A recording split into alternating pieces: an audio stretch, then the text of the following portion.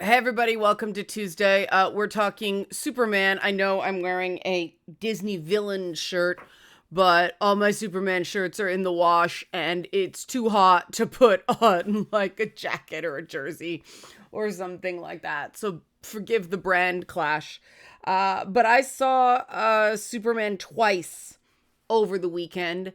And so what I'm going to do is I'm going to do a spoiler-free summary, and then anybody who doesn't want spoilers can stop watching there, no hard feelings. And then maybe come back to the video. If you're trying to decide whether to see the movie, the first bit is for you, then it will very clearly say spoilers to follow. And we'll go from there. Okay. So we'll do the help support this channel and get into it. If you like this content, help support this channel, become a monthly patron, patreon.com/Leanna K, or buy a one-time Leanna Care session for someone who can use it but can't afford it, coffee.com/Leanna K. Sign up for Leanna Care session yourself if you think that it was useful, and like and subscribe to this channel if you like this content. Okay, so first off, this is really important and the reason for the title of this video. Those of you who believe that it's some woke commentary on immigration, it is not. The word immigration doesn't appear once in this film. The script of this film was written during COVID, and, Trump wasn't even in office. The current immigration policy was not a twinkle in anyone's eye. There's no way this movie was a response to that. And I know that became this thing in the press. It's completely manufactured. James Gunn did not, in fact, insert that into the conversation. The reporter for the Sunday Times did. James Gunn said that it's a movie about a good man. It's a movie about kindness. That is exactly what the movie is about. But again, it's not what you think. Keep watching. Secondly, leftists, this movie is not a commentary on Gaza. It's really messed up that people are saying that Boravia and Jarampur are Middle Eastern countries. Boravia is clearly like Slavic, Austrian. The closest I can put the president of Boravia was sort of a Boris Yeltsin pastiche, which was obviously a former Russian president for people not as old as me. But Jarampur, the whole point of DC Comics places, okay, Boravia, Jarampur, the Middle Eastern country, or at least the Persian country, in DC Comics is Kandak, like in Black Adam. Jarampur is, we don't know a ton about it because it isn't used much, but the Pur, P-U-R at the end, linguistically, that is a Sanskrit suffix, which means fort, which linguistically would put it in South Asia, not the Middle East. The thing is, there's absolutely no way a South Asian country could border onto a country that is part of the European Alps. So the closest you could put those two countries in anything that makes sense is, say, Slovenia, which is on the Alps, and then one of the Baltic neighbors with a high Bosniak population. That is the closest, but the whole point of Kandak, Nanda Parbat, Boravia, any of these things, in Marvel they have Latveria, though Marvel uses real places far more often. It's rare you'll see a real place in DC Comics. That's why it's Metropolis, Star City, Happy Harbor, Gotham, Themyscira. They're deliberately not real places to avoid those direct comparisons. And if you want to use the movie to frame your own understandings of real world things on a big picture scale, that's great. But if you're looking if you're looking at it and going, see, even Superman says that you're killing people in Gaza, you filthy baby killing murderers, you have missed the point of this movie. You have completely missed the point of this movie.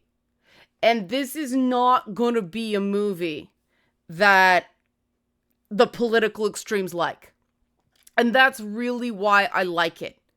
Because if you take everything, and again, I've seen it twice, there are little nods to left-wing people are not immediately, woke fascists. And that's in air quotes. Conservatives, like people from rural Kansas who are kind of rough. They are not instantly, ignorant bigots. I mean, that's Superman's parents. One of the things I loved about this movie, and this is something I have been asking for a long time in a Superman update, is to use the realities of what a farm in Kansas is like now. Stop going back to the idyllic, retrofuturistic 1930s survive the Dust Bowl thing.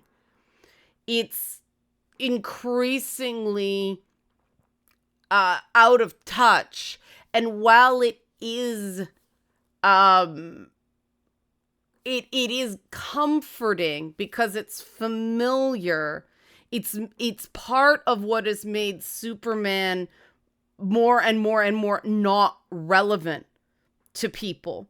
And what I really liked about what James Gunn has done is he went back to the fundamentals and was like, what would it mean for Superman to land in rural Kansas in 1995? He's supposed to be 30. So Contract with America has started. Kansas is a red state.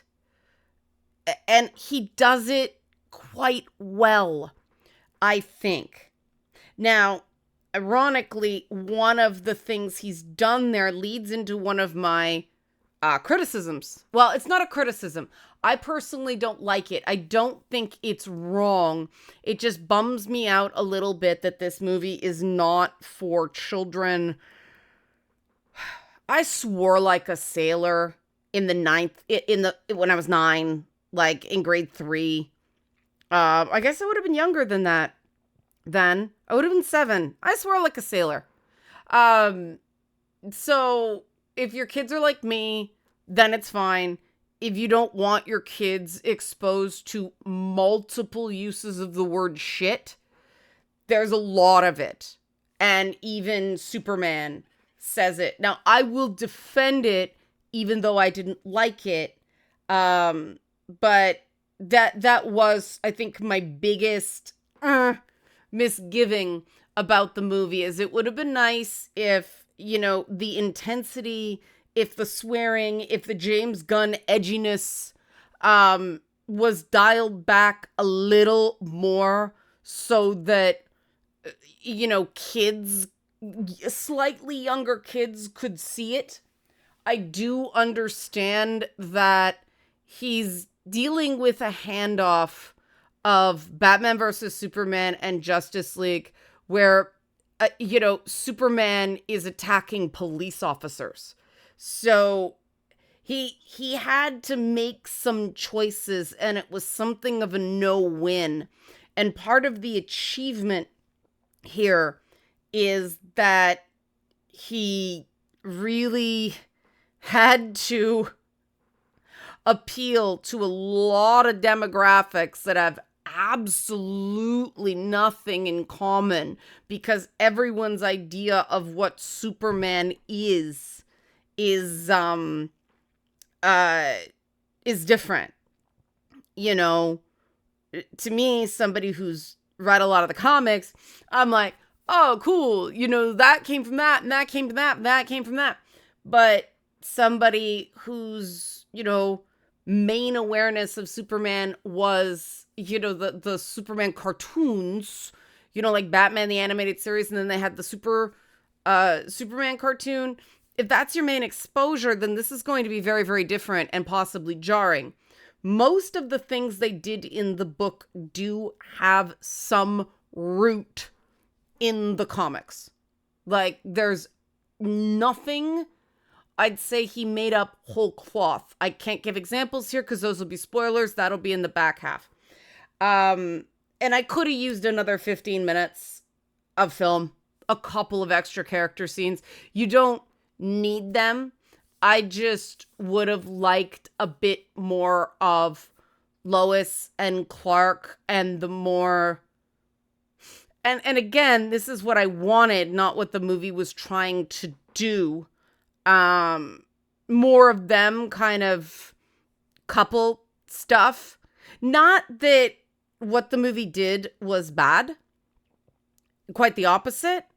It just, it left me wanting more, and I think that's where you want it to be. Instead of it's just being, oh wow, Guy Gardner was way too much, or that was way too much.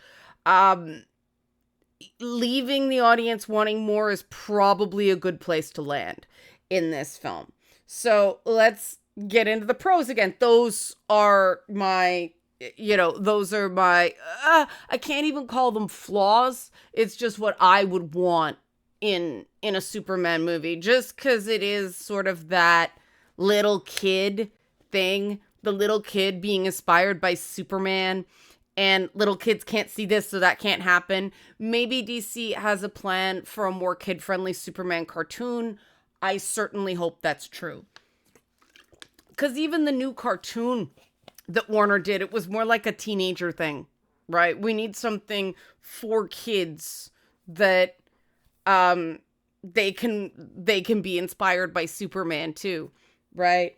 Superman also not Superman 2 with General Zod and stuff like that. So getting back to that, how it's a ground up redevelopment of Superman, that impressed the hell out of me. The fact that it wasn't just a callback to the Donner films, or Zack Snyder's very dark take on the character. It wasn't a idyllic farmhouse. It was a working farm. It wasn't a throwback to a 1950s gentility. It was a guy raised by older people in Kansas now. And the way Clark speaks is so specific. And it took me the second watch to really appreciate what James Dunn and what's his name? David Cornsweet? Yeah. What they did with that character. Because it is very, if you've spent any time with, rural, red state America, they do talk in a certain way of, they'll drop swears, especially shit. Ah, shit. They'll say all that. I stepped in cow shit. That's dog shit. They'll talk that way, but you better not say goddamn. You better not. It's gosh darn, my golly. We even have, friends up here because we live pretty rural, where they have no issues with swearing. They are modern, but they won't say damn. They certainly won't say goddamn. And James Gunn worked that in. And I'm like, mwah. And even Clark, he'll say shit, especially in quotations, but they make it very clear in one scene that the word bothers him. And this movie has been criticized about its pacing, but it's actually, there's nothing wrong with the pacing. It's just a movie where, like the original Star Wars trilogy, you learn a lot about characters in a single line. And So I think that's a very, very cool, it's very compacted storytelling because the movie is only 2 hours long. And oh man, it's nice to see movies. Like I said, I could have used an extra 15 minutes, but these 3 hour epics, I'm glad they're phasing out because, you know, it's much easier to enjoy a movie when you're not worried your bladder has to last 3 hours plus 30 minutes of commercials and, you know, coming soons. Um, and so this movie understands Superman in a fundamental level. And I found Superman and Lois in terms of TV another very, very good update of the character. And what I like is these two things, they're different and you can definitely like them both. And they're both, I mean, James Gunn's Superman didn't just have to make a good Superman movie. It had to set up an entire universe. And it did it with a lot of show don't tell. And I've seen a lot of criticisms about that. But personally, I really like show don't tell. It's a breath of fresh air. It's amazing. So the next thing I really liked is that Lois Lane is a character, not just a love interest. And they do it. She's got quirks, she's got affectations, but they don't seem like, it's not believable that somebody could get a job as a journalist and be a bad speller. So they had to give her other quirks, other flaws. And the way they managed to do it feels very real. They don't spend a lot of time, again, having the movie see Lois through Clark's eyes. Instead, they actually have her being brave and doing journalism. And so you end up really liking her. At one point, like, she actually saves Superman, not single-handedly, but she does sort of come to his rescue. And I think that's quite cool. Again, I mean, perfect casting with, what's her name, Rachel Brosnahan. Really, really good. Like, I don't think you had to spend a lot of time on Lois because she's just right there. And similarly, Nicholas Hoult as Luthor, hands down the best big screen Luthor so far. And Michael Rosenbaum has a small part in the film. I saw that in credits the second time around. I liked the reimagining of Luthor in Superman and Lois, the TV show, but in terms of a classic Luthor, Nicholas Hoult nails it. He's clearly studied a lot of tech billionaires and picked up their mannerisms, but he will feel, you see him going through emotions like 1, 2, 3, super fast, like on his face. He doesn't say a word. Yes, he has one big villain speech, but most of what's going on is in the acting. He's not mwahaha, even though, you know, the assignment in playing Lex Luthor is often pretty broad strokes. Best use of Eve Tessmacher I've ever seen. Super well done. The rest of the supporting cast is, I haven't got to Crypto yet. I will get to Crypto, but there's not a lot of time for anyone to do a lot, except for Mr. Terrific, who, holy shit, almost steals the movie. He's so good. I'm a fan of Mr. Terrific from the comics. He's an example of how someone can be a legacy character, but if somebody thinks him out, it can still work.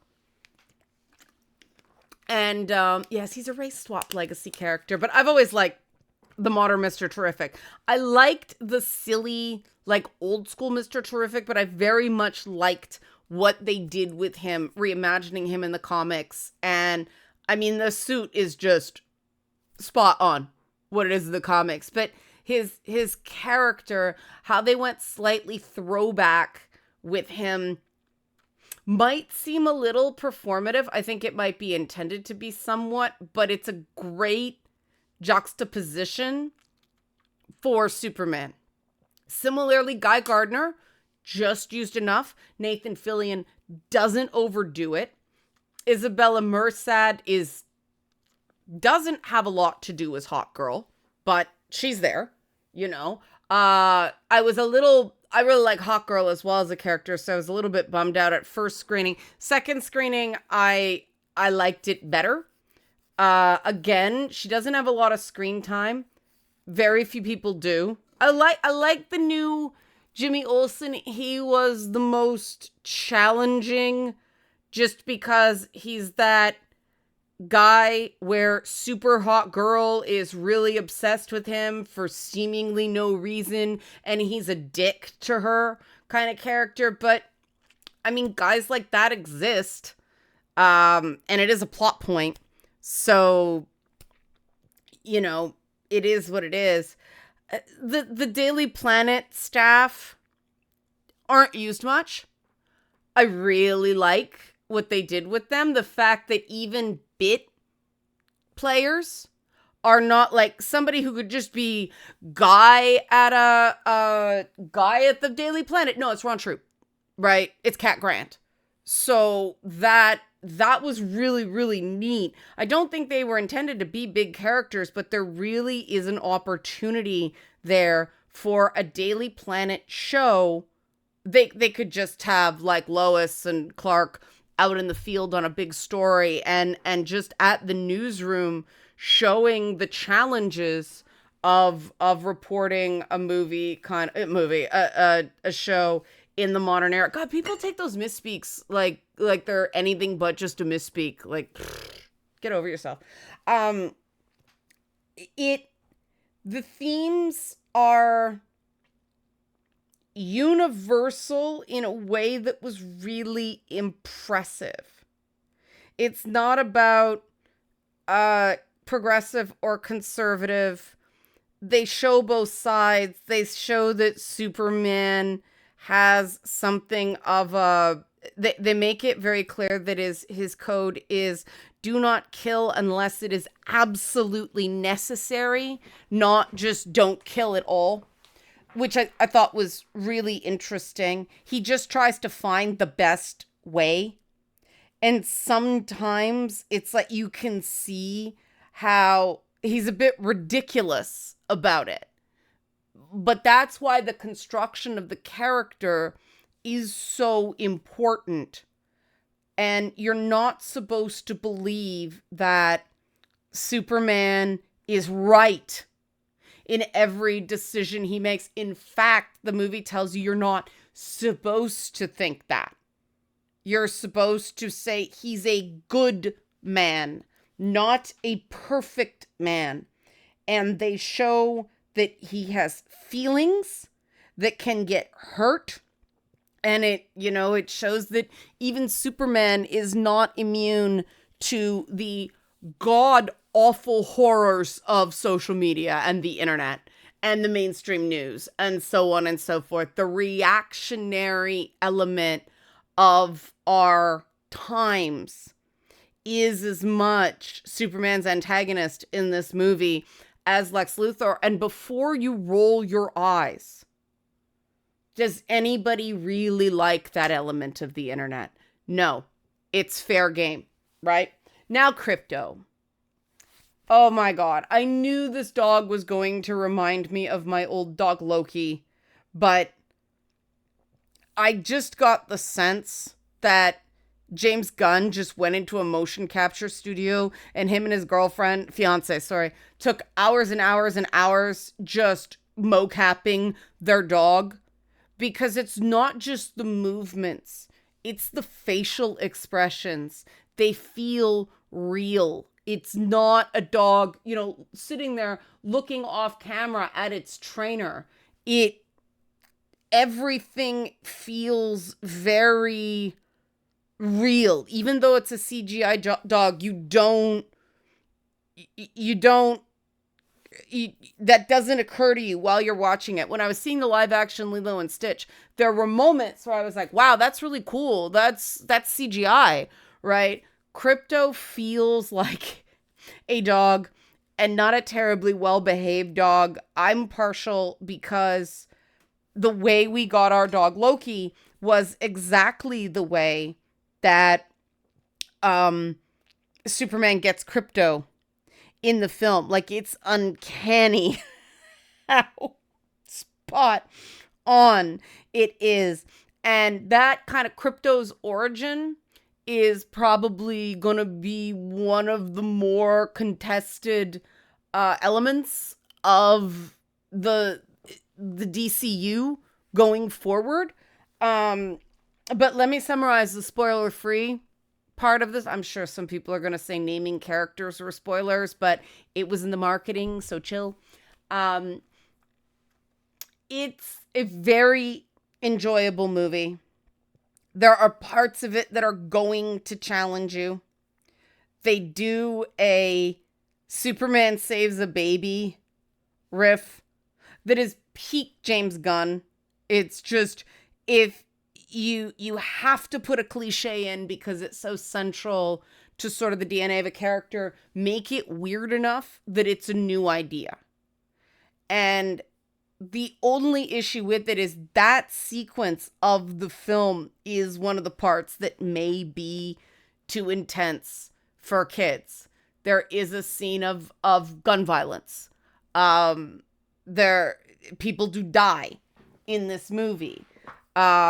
Again, that you may think that's borderline a spoiler, but I do want to warn people. It's really not for younger kids on a lot of levels.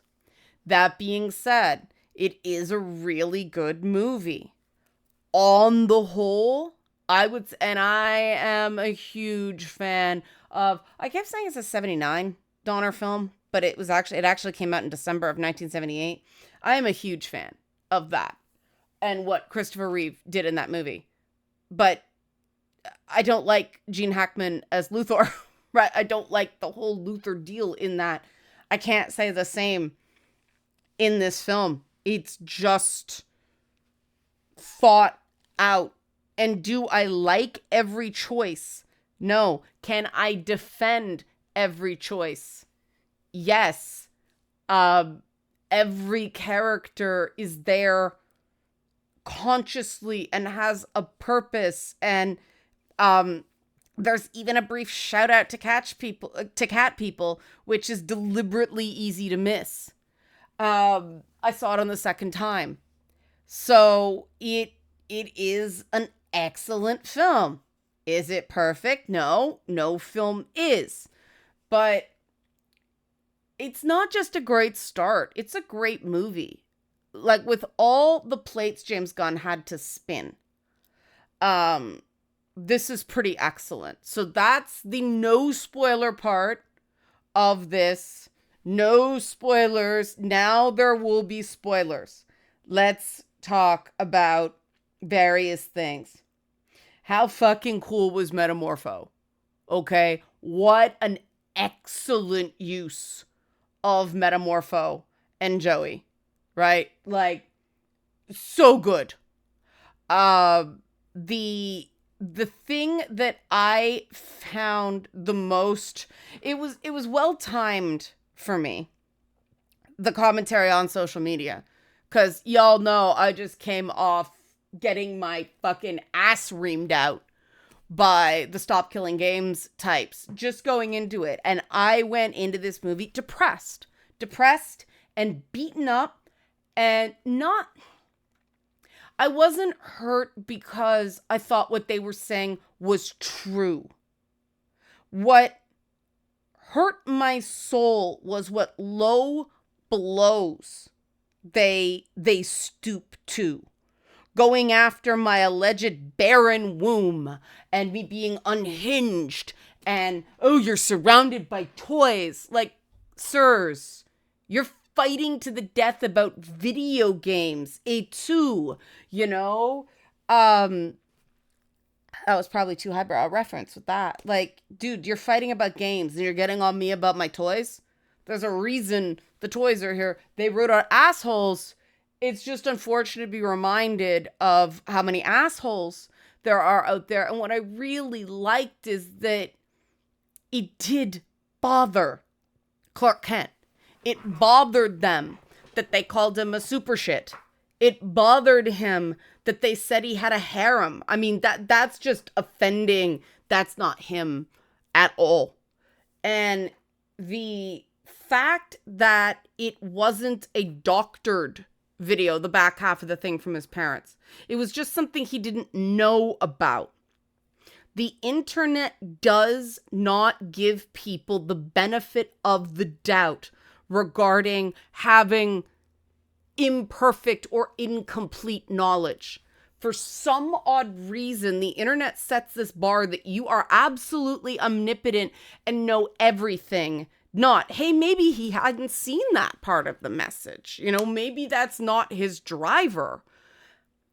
And that's the part that makes it so soul destroying.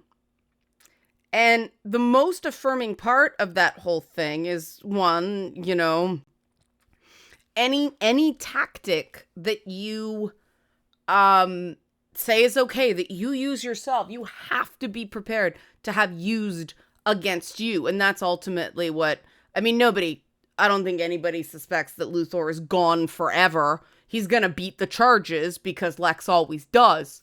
But, you know, the thing that brought him down was the exact same thing he used against Superman. And, you know, you got to be prepared to take what you dish out. And Lex's motivation of envy and the fact that he was self-aware of it, I thought was on the nose, but a really good touch. Because I thought that, you know, that one scene near the end where Superman gives his treatise on the world. And there were little bits beforehand, right? I mean, Lois saying, you like everybody. Superman saving a squirrel. Superman trying to, you know, put the kaiju in some kind of interplanetary zoo, right? Like, these are going to get him into trouble. I did like the fact that with the kaiju fight, he was actually leading to more property damage and more risk of loss of life because he was taking longer to take the thing down. The Justice Gang, not their name, not their permanent name, may have been in the right there, even though I probably would have tried to save the kaiju too. We have an ongoing thing with other people who live up here when there's like a squirrel or something like that. You know, the rural way is to just kill it. And we set up humane traps and release the squirrel. And they think that's stupid, but it's just different, right? It's, yes, the squirrel may chew more things before they get that. And no matter what, they always come back in. You know, you plug one hole, they find another. It's an older house. But it's all about what choices someone can live with. And I really did like that the movie is not saying that approach was absolutely right, which is why Superman's speech at the end about, I screw up all the time, I just wake up and try to do good, had such a wonderful impact. Everything built to that treatise on Superman. And the fact that, you know, Superman was about goodness, about just trying to do good. And Lex was about self-confessed envy. And yes, that can drive you to, you know, great heights in terms of success because it's all about, look, I'm doing better. But ultimately, you do create destructive forces when that is your motivation. It eats you from the inside.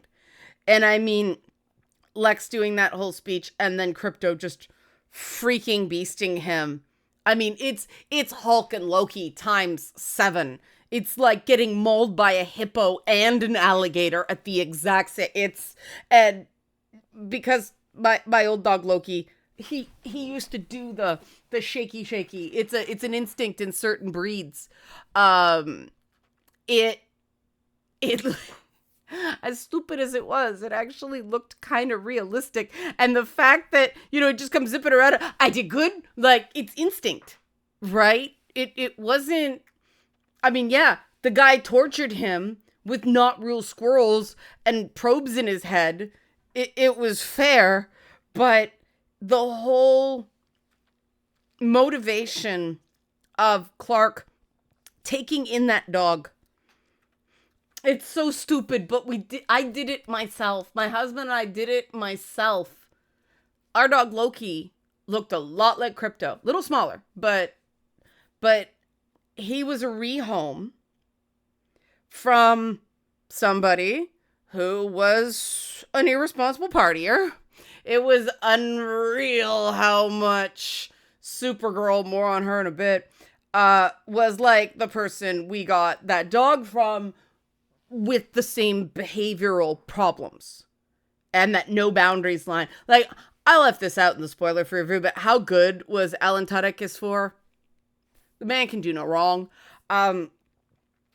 But like I said, Supergirl at the end is probably going to be the one that is going to be the most divisive because it is a rethink. I personally really like it. I could see a Lobo Supergirl team up, and the fact that that's the next movie, like, that is risky, but I think they've obviously got a plan. And she's more like Power Girl in the comics than Supergirl, without the anatomy. I understand why people may not like the change. They like Superman only girl. But one of the problems with Supergirl historically is that her story is nearly identical to Clark's. There's not enough separating Kara from Clark Kent. And James Gunn has completely changed that. And it does make sense since she had some knowledge of Krypton. Well, we don't know what it's like right now. I mean, she's a lot younger than him. I trust James Gunn enough to explain how it works. Maybe she's in a solar system that time runs differently, whatever. But she's supposed to be his, cousin who had an awareness of Krypton. And, when you come from a race of, fascists with the superiority complex, it warps people in different ways. And she obviously had a different upbringing than him, or just her internal nature leads to more obvious turmoil. And I am really, really looking forward to what he does there, because my God, it's a new idea. And we might finally have a Supergirl with a distinct quality.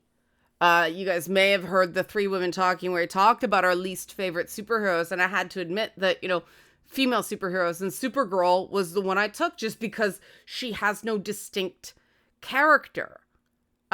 There's so many, Stargirl has the character that Supergirl could have had, but she can't anymore because Jeff Johns put it in a character devoted to his dead sister. Nobody's going to touch on that. And it also works better with Stargirl. Too many squeaky clean people in a family isn't good. And it's a risk. It's absolutely a risk. It may be terrible, but it's the risk that I really, really appreciate. And seeing some of those red sun planets might be kind of interesting.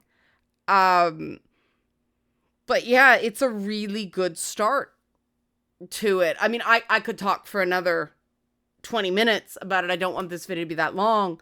But there's so many things from the, twists on the typical Superman fight scenes, the stuff with the ravens and the engineer. I mean, the engineer was legit scary.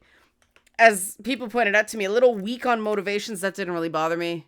Because did Ursa have really complex motivations in Superman 2? Not really. But using a Stormwatch and an Authority character, that was awesome. She was also just freaking terrifying. Ultraman thing, really, really predictable, but that's not a bad thing. But the fight scenes were original. They were thought out. The best one might have been that Mr. Terrific fight in the middle of the film. That was even better the second time around. But I did like the scene with Lois and Clark talking in, I think it was Clark's apartment, in front of the window, where the Justice Gang was like bopping that interdimensional imp with the big Green Lantern bat. What I loved about that was it showed that in this world, that kind of shit is normal and nothing to worry about. It's just like hearing sirens when you live in a big city at night. That was a nice little bit of world building that not everyone's going to get. Similarly, not everyone's going to get why they, made this choice or that choice. I do love that Rick Flag Sr. was in it. And I loved the Peacemaker cameo. Because not only was Peacemaker in it, he actually lampshaded the fact that Superman is not super buff. The line, yeah, these guys, they're obsessed with me because I'm more ripped than them. And that's another thing I really, really enjoyed, because Superman cannot get the resistance because of how strong he is to have giant muscles. It was just so well thought out. And that wasn't the actor. They can digitally buff anybody now. That was a deliberate choice. And I think it was the right one.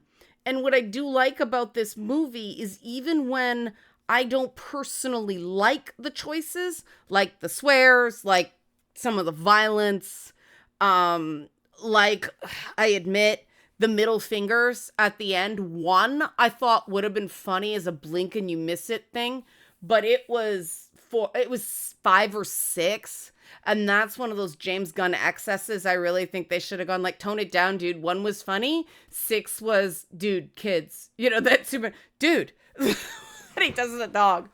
But that's a fucking nitpick, man. It was a good movie. It was deliberate. I can defend that because Guy Gardner is a fucking asshole. Like, he literally has trouble with emotional control and impulse control because he has brain damage in the comics.